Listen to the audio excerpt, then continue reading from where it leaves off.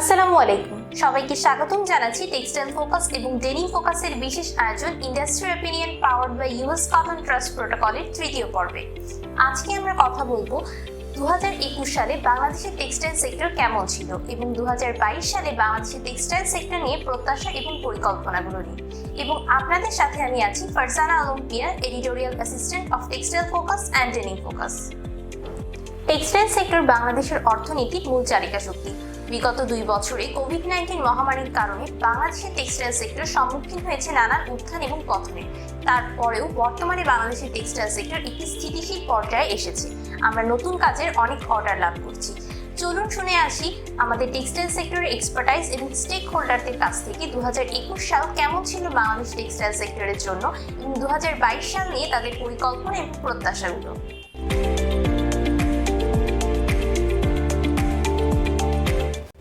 2021 সাল আসলে কোভিড যে এফেক্ট ছিল সেটার কারণে আমাদের 2021-এর এপ্রিল এবং মেতে আমাদের যে ক্লোজার হয়েছিল তার আনসার্টেনিটি অ্যান্ড সার্টেনিটির মাঝখানেই 2021-কে আমাদের প্ল্যান করতে হয়েছিল।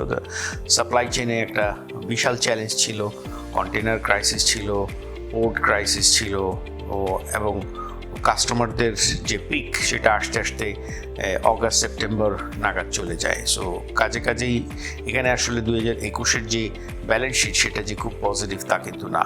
বাট আশার ব্যাপার হচ্ছে যে কোভিডের যে প্রকোপ এবং কোভিডের যে একটা ক্রাইসিস বা আনসার্টেনিটি, এই ব্যাপারে একটা পরিচ্ছন্ন দিক নির্দেশনা আমরা গ্লোবাল দিক নির্দেশনা এসেছি। ভ্যাকসিনাইজেশনটা কমপ্লিট হয়ে যাওয়াতে মানুষের মধ্যে যে ভয়টা ছিল সেটা কেটে গেছে এবং বিভিন্ন পার্ট অফ দ্য সেলস ওয়ার্ল্ডে এই সবগুলো আবার ওপেন হচ্ছে, তাতে করে সবগুলোতে ক্রেতারা আসছে, স্বতঃস্ফূর্ততা বাড়ছে, অনলাইন এবং ফিজিক্যাল স্টোরগুলোতে বিক্রি হচ্ছে।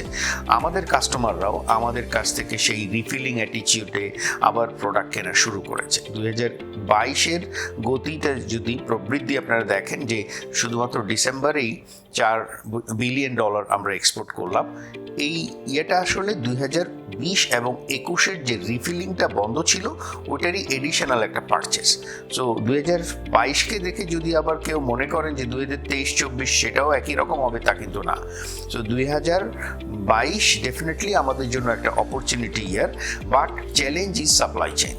এখানে আমাদের যাদের চায়না বা অন্যান্য কান্ট্রির উপরে মেটেরিয়াল ডিপেন্ডেন্সি আছে তাদেরকে খুব বেশি কেয়ারফুল হতে হবে যাতে এক্সট্রা ওভারবুক আমরা না।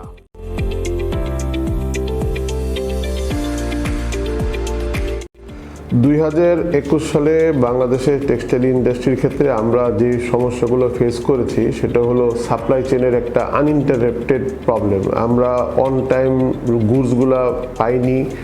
আমাদেরকে যেহেতু আমরা ইম্পোর্ট নির্ভর, আমাদের তুলা এবং পলিস্টার ইয়ান বিদেশ থেকে ইম্পোর্ট করতে হয়, সেই ক্ষেত্রে আমরা প্রচণ্ড বাধার সম্মুখীন হই, যেটা ওভারকাম করার জন্য আমাদের যত অ্যাপারেল ইন্ডাস্ট্রি এবং টেক্সটাইল আমরা শিপিং লাইনের উপর হাইলি ডিপেন্ডেন্ট। আমরা মনে করি বাংলাদেশ গভর্নমেন্ট সেই জায়গাটাতে ফোকাস দিবে যাতে আমাদের শিপিং লাইনগুলোর স্বনির্ভরতা বাড়ে। 2021 সালে আমাদের করোনাকালীন সময়টা আমরা পার করলাম, যেখানে আমাদের ফ্যাক্টরি একবার বন্ধ একবার খোলা। সেই জায়গাটাতে লকডাউন আমরা 2বার গেলাম, একবার ঈদের সময়। তো ওই ধারাটাতে আমাদের জন্য একটা বড় চ্যালেঞ্জিং পার্ট আমরা ফেস করেছি। আমাদের শ্রমিকদের স্বাস্থ্য ঠিক রেখে ফ্যাক্টরিগুলো চালু রাখার জন্য আমাদের বর্তমান গভর্নমেন্ট সরকার আমাদেরকে যথেষ্ট সাহায্য সহযোগিতা এবং মনোবল যোগাইয়েছে, যেটাতে আমরা ফ্যাক্টরিগুলো কিন্তু খুব ভালোভাবে রান করেছি। আমাদের দ্বিতীয়ত, আমরা যখন ফ্যাক্টরিগুলো চালু রাখলাম সেই ক্ষেত্রে আমাদের র মেটেরিয়ালস একটা ভোলাটাইল আমরা সিচুয়েশনে পড়লাম। পুরো পৃথিবীতে basic raw material like cotton, dyes, কেমিক্যালের দাম বেড়ে গেল। আমাদের ইয়ানের দাম বেড়ে গেল প্রায় 35%-এর মতো। কিন্তু আমরা বায়ারদের সাথে যেহেতু খুব লং টাইম বিজনেস করছি এবং সাস্টেনেবল, সেজন্য আমরা প্রাইসটা সেরকমভাবে বৃদ্ধি করতে পারিনি। কিন্তু আমাদের এই প্রাইসটাকে মিনিমাইজ করে আমাদের প্রোডাক্টিভিটি অপটিমাইজেশন নিয়ে আমরা বায়ারদেরকে গত 1 বছর যাবত সার্ভিস দিয়ে আসছি, যেটার ফলশ্রুতিতে আমাদের হাতে বর্তমানে প্রচুর পরিমাণ ক্রয় আদেশ রয়েছে এবং আমরা বাংলাদেশ পৃথিবীর মধ্যে খুব ভালোভাবে অন টাইম ডেলিভারি করে যাচ্ছি। এই লং টাইম সার্ভিসটা বায়ারদের সাথে আমরা দিয়ে যাচ্ছি।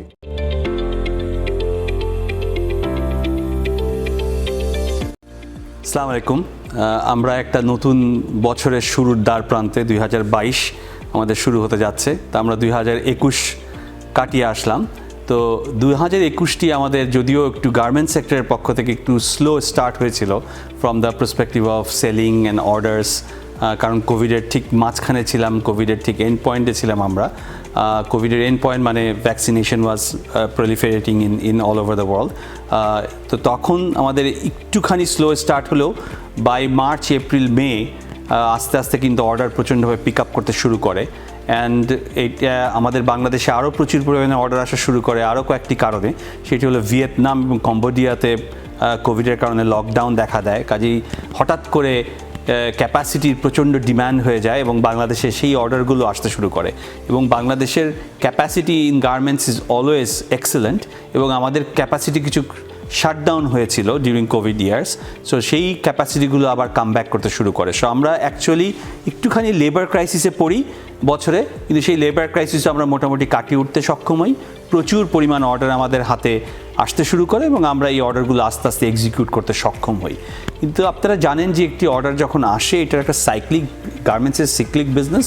সো যখন অর্ডারটা আসে, এটা এক্সিকিউট করে, এটাকে আস্তে আস্তে বাড়াতে একটু সময় লাগে। অনেক যে লাইনগুলো শাটডাউন হয়েছিল সেই লাইনগুলো আবার শুরু হয়েছে, এবং the prospect for Bangladesh is looking very very positive. আমরা আশা করব যে এই বছর মানে জুলাই 2021 টিল জুন 2022 হয়তো আমরা 32 বিলিয়ন 34 বিলিয়ন ডলার ক্রস করে যাব এখন আমাদের যে run rate.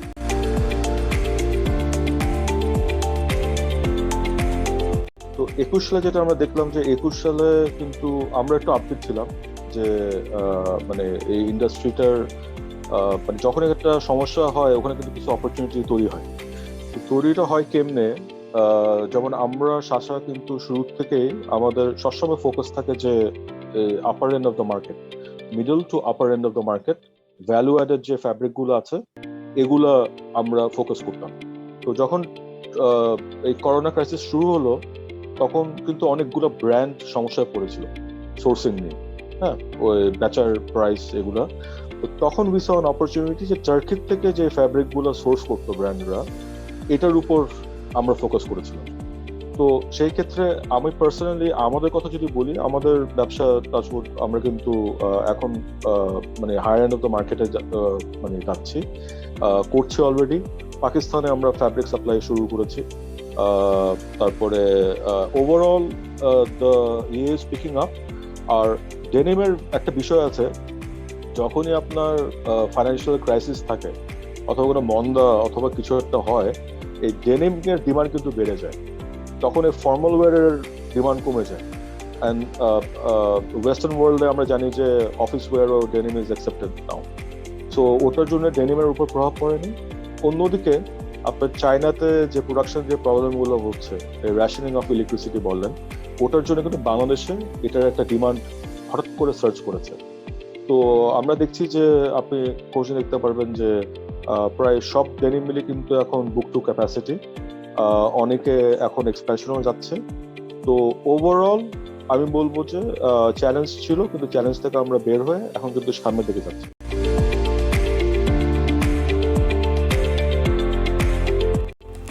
So back in 2021 আমি যদি একটু পিছনে ফিরে দেখি, 2021-এর ফার্স্ট 6 মান্থ আমরা একটু স্ট্রাগলই করেছি।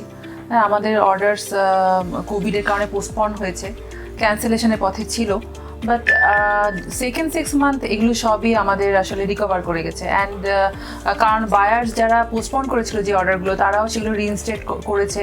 অ্যান্ড দেন আর শুধু রিইনস্টেট না, they were running out of stocks in their stores. তো যেটা হয়েছে যে তারা সেই রিইনস্টেটেড অর্ডারসগুলো আবার টপ আপ করেছে। তো সেগুলো দিতে যেয়ে ফ্যাক্টরিগুলোকেও একটু হিমশিম খেতে হয়েছে, যেহেতু আমাদের ব্যাকওয়ার্ড লিঙ্কেজের একটা প্রবলেম ছিল। এবং আমাদের যে সমস্যাটা তখন আমরা ফেস করি সেটা হচ্ছে ইয়ার্ন প্রাইস, একটা যে মানে আনস্টেবল প্রাইস ছিল, সেই প্রাইসের জন্য আমাদেরকে টপ আপ অর্ডারগুলো যেগুলো আমাদেরকে আর কি ইনক্রিজ করতে চেয়েছে বা সেটা আমরা ঠিক সময় নিতে পারিনি। বাট স্টিল আমাদের মানে ইনফ্লাক্স অফ অর্ডার্স এখন মানে হিউজ অর্ডার্স আরএমজিতে, যেটা আমরা স্টিল এখনও দিতে পারছি না, কারণ বিকজ অফ কিছু প্রবলেম আছে। সেটা হচ্ছে yarn price and worker crisis.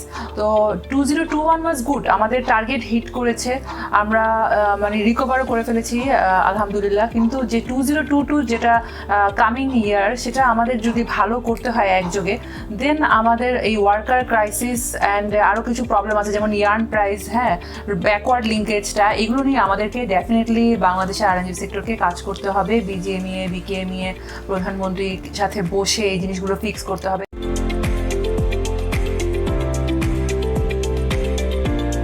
So 2021 has been a year যেখানে we faced a lot of complexities, growth, challenges, hurdles সব একসাথে।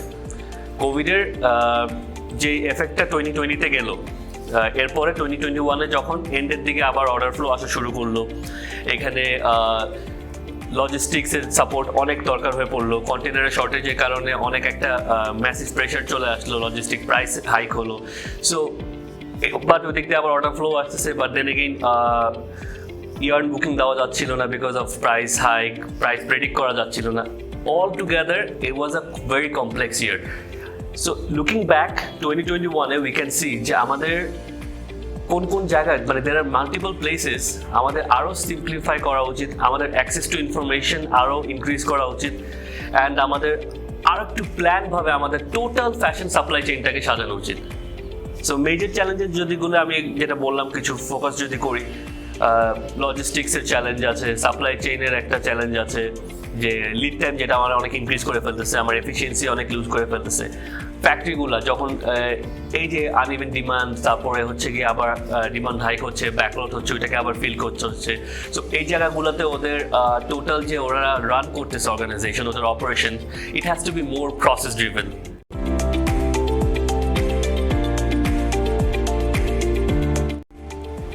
সুপ্রিয় বন্ধুরা, বিভিন্ন কারণে 2021 সাল অত্যন্ত ঘটনাবহুল একটি বছর। আমরা continuously suffering for Covid situation and it's improving, but it is there. যেহেতু বৈশ্বিকভাবে কোভিড-19 ছড়িয়ে গেছে, সেহেতু শুধু বাংলাদেশে কোভিড সিচুয়েশন ভালো হলেই যে আমাদের অবস্থা ভালো হচ্ছে তা নয়। আমাদের অর্থনীতি নির্ভর করে আমাদের রপ্তানির উপর, আমাদের রপ্তানি নির্ভর করে আমাদের গার্মেন্টস শিল্পের উপর, আর গার্মেন্টস শিল্পের রপ্তানি নির্ভর করে ইউরোপ এবং আমেরিকার অর্থনীতির উপর।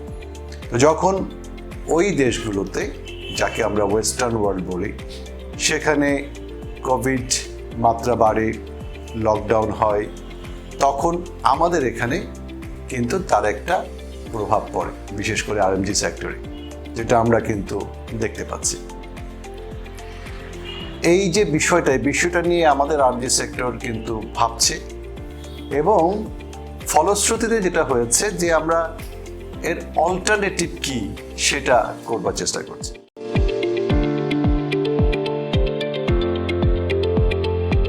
In the year 2021, after COVID, in the denim businesses, we are facing very difficulties in material price, and in the manufacturing process also we are facing difficulties because we are not getting available operators, workers in the state right now.